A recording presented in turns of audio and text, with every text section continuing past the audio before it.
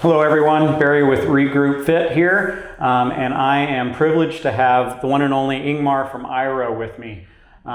If you don't know who Ingmar is, then that's what Google's for. Ingmar has been everywhere lately and being interviewed, and today I do not want to ask you all the normal questions. You have been asked about all the athletes, you've been asked about the start of your company, you've been asked about the Olympics and the medals and the wins, and today I want to ask some things that you may not have been asked before. The first one, what is the one thing that even amateur athletes should do to improve their aerodynamics? What is that top thing that they should do? Yeah, we're at a bike fitter today, so that's maybe not a surprising answer, but fit and posture is by far the largest change you can make. 60 to 80% of the drag of an athlete is athlete posture, only the remainder is the bike. If we're thinking how much a high-end TT or road bike now costs, right? It's $10, $15, and $1,000 and up from this. To invest hundreds of dollars only comparatively on posture, the drag changes that you can get is in the tens of watts, and it's in the multiples of what you can get out of an aero bike. So the absolute biggest thing that an athlete can do of an Ironman distance, a half an hour and more, can be done through aerodynamic posture. A half hour. Half hour. That's the difference between going to Kona and not going to Kona. Yeah. That's awesome. What is the one thing that every bike shop should carry? What is the one thing that we should buy? Is it aero socks? Is it aero helmets? What is the one thing that we get the most bang for our buck out of as far as a product? As a product. So I'll give a different answer depending on the part of the journey the athlete is in. What I would say, table stakes and the basics is, if you're not comfortable on your saddle, if you hate riding your bike, you're not gonna ride it, right?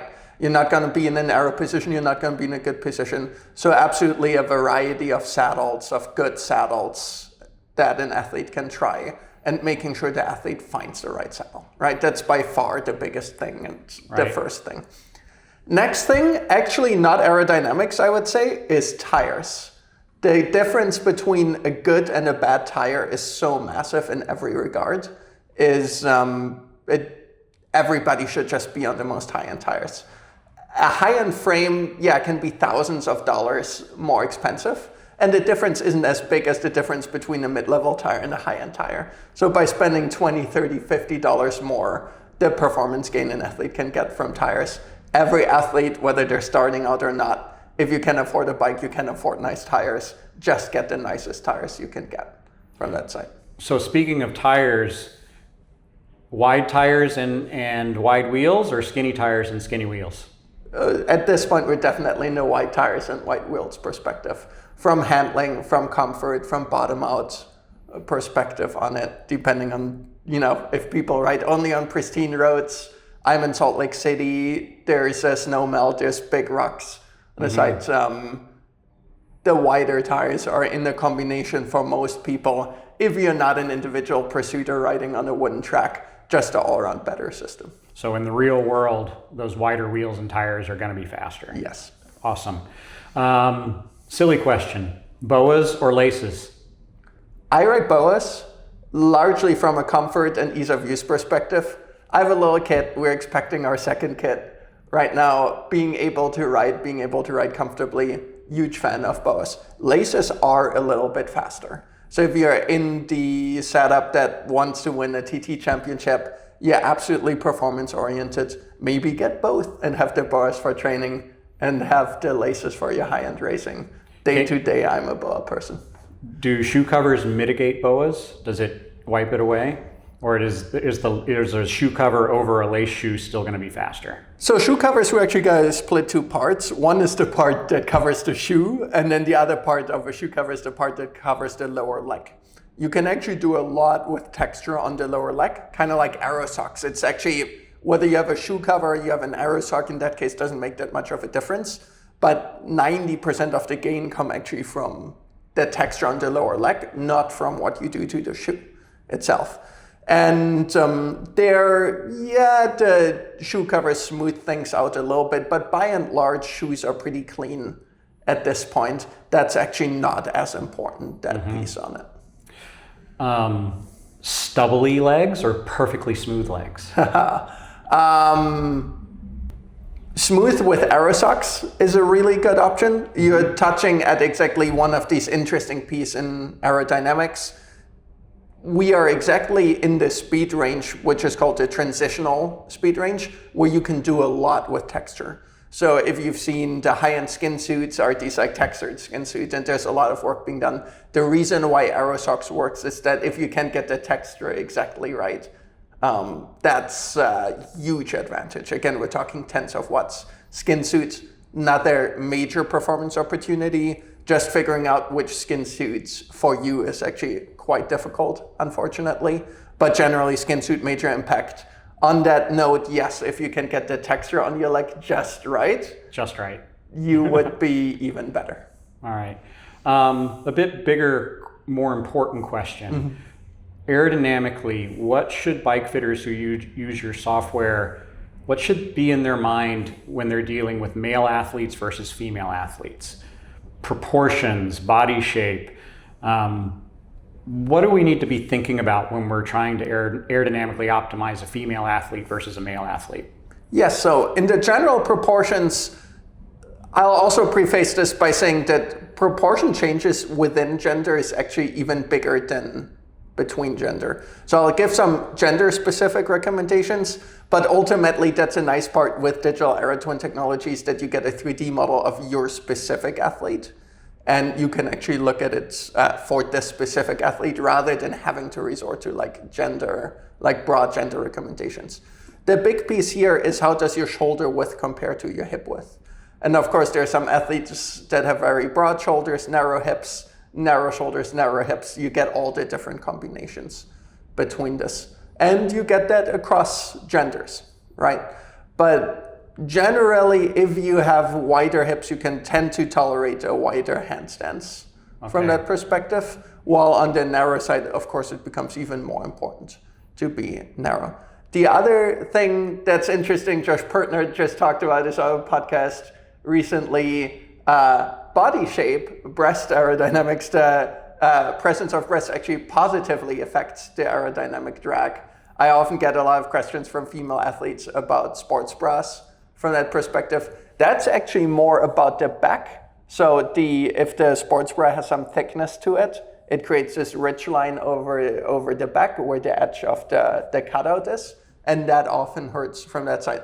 But generally, athletes with breasts tend to do better aerodynamically than without. Excellent. I guess I need to get back to the gym and do some more. Chest workouts. Couple of industry questions. Bike design is not always driven by science. A lot of it's driven by market research. A lot of it's driven by what's popular, crazy wide handlebars on gravel bikes and things like that. But if pure science was designing the next generation of race bike, what would change from what we're seeing today? So we can actually look at TT bikes a bit in the past and some of those developments there, and I expect some of these things to carry over on the road bike side. If you look at the TT bike 10 years ago, there were no spacers over the handlebar stack. Everybody had their arms quite low. If you look at a World Tour race, cockpit parts have come up 10, 15 centimeters, not an exaggeration. And that is because shrugging the shoulder and bending the forearms is such a big aerodynamic improvement. 25% of the drag is the arms. So the crazy thing is many people that get an aero fit on a road bike, on a gravel bike, want to go lower, or they show up already with their cockpit slammed. Pretty much for every road cyclist, raising the cockpit is faster. And my somewhat heretical view, but I absolutely believe in this, is that all the bike stack numbers are 5, 10 centimeters too low. And we're seeing that moving forward into the future. There's a company out of the Netherlands that is leading the charge here. There's a few companies that are now going in that direction. We see it in track racing. I believe purely performance-based, cockpits are going to come substantially higher than what they currently are. And is that going to come through which is faster, a taller head tube or a shorter head tube with a whole bunch of spacers and a positive angled stem? Does it matter? Yeah, Not too much. One thing where this is actually going to connect with another great trend on gravel right now, if you put 32-inch wheels underneath it, the research shows that they do substantially better in rolling resistance as well. You actually get those additional inches automatically. There are these two trends that are kind of unrelated, but they actually work well together. That I've seen in the conversations is like, okay, we have to have a higher wheel size, but how do we get our head tubes this short to accommodate? And I'm saying, no, we actually don't want our head tube shorter. If you get the higher wheel size, you keep the head tube length to what it currently is, you're actually getting a double win out of the higher hand position around it. So the bigger wheel diameter in gravel might actually fit well with this revolution that we're about to see in carpet connections. Awesome. And this last one's a personal one for me. I spend a lot of time bumping up against the edge of the UCI rules. Like I know I can make this person faster and more efficient if I took them outside of the UCI box. In general, is there one UCI rule that you would like to get rid of? Yeah, I think that's a great question. It's often debated in the race engineering world that I'm in. Of course, we try to get the biggest performance advantage we can find within the rules. So within the existing rules, I actually don't have that strong of a viewpoint on it. But I think higher level, this is all based on the Lugano Charter, which was the UCI getting together and setting the direction around it, and explicitly saying we do not want technological process and progress to dominate the sport around it. And I think this created a culture where engineering bike companies are in a direct conflict with the UCI. I think many customers want bikes that go faster. That's what they're excited about. It's what keeps the industry healthy. I would say going faster is a key part of progress of sport in general. And I'd also, going back to even the Olympic motto of, higher, faster, stronger, this is an explicit part, saying we don't want faster to be part of our sport.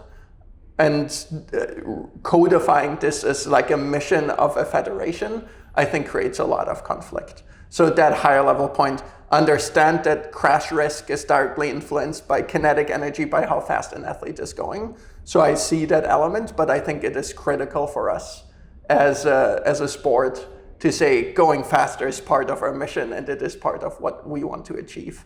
And I think technology, the sport that is cycling without technology exists, it's called running.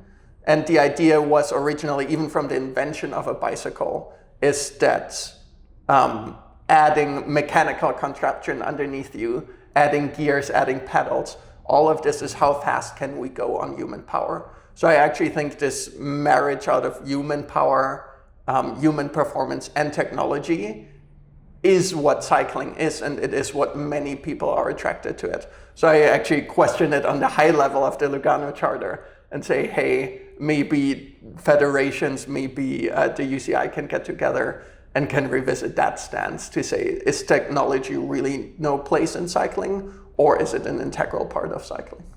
Higher, faster, stronger. Yes. Thank you for what you and your company, AiRO, are doing to get us all faster, stronger, and higher. Yeah, thank you for working with us. It's been an amazing journey together. And let's see where we can get our athletes over the next years and decades. Excellent. Thank you. Thank you.